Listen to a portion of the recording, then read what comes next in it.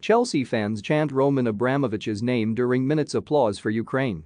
Chelsea fans have been criticized for chanting the name of Russian owner Roman Abramovich during a minute's applause in support of the victims of Vladimir Putin's invasion of Ukraine.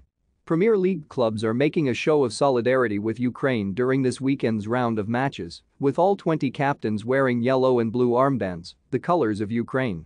There has also been a moment of reflection and solidarity before kickoff in each game, with the big screens at stadiums displaying a football stands together message. But at Turf Moor on Saturday ahead of Burnley's clash with Chelsea, as the home side rose to their feet to applaud the victims of Ukraine, the away end started to chant the name of their owner, who revealed on Wednesday he is looking to sell the club.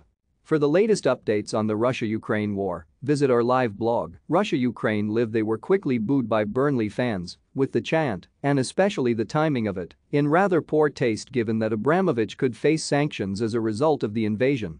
While the Russian oligarch has always denied having close ties to Putin, he is described as a person of interest to the Home Office because of his links to the Russia state and his public association with corrupt activity, as Labour leader Keir Starmer put in Parliament last week.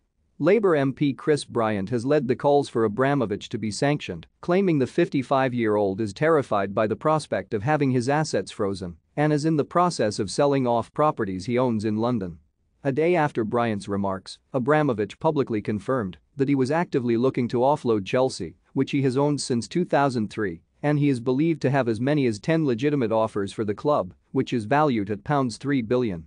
In his statement, the Russian claimed he will not ask for the £1.5 billion in loans he has given Chelsea to be repaid, and that net proceeds from the sale will go to a new charitable foundation he is setting up which will benefit all victims of the war in Ukraine. Prime Minister Boris Johnson initially refused to comment on the prospect of Abramovich being sanctioned, but on Friday he suggested the Chelsea owner could be in the government's crosshairs, but they are waiting to have a watertight case before proceeding. None of us want to live in a country where the state can take your house off you without a very high burden of proof and due process, he told foreign press when asked why Abramovich has not been sanctioned yet. There's no point saying, yeah, we're going to go after him, and then you come up against a brick wall of lawyers. So we have to get it right. We're also trying not to just make this about one individual. The top line of what our package on Monday will do is that the measures that you have against individual oligarchs in Europe will essentially allow us to catch them too. More Boris Johnson finally explains why Chelsea owner Roman Abramovich has not been sanctioned, yet more Chelsea legend John Terry hits back after Labour MP Chris Bryant tells him to delete appalling Roman Abramovich tweet. For more stories like this, check our sport page. Follow Metro Sport for the latest news on Facebook, Twitter and Instagram.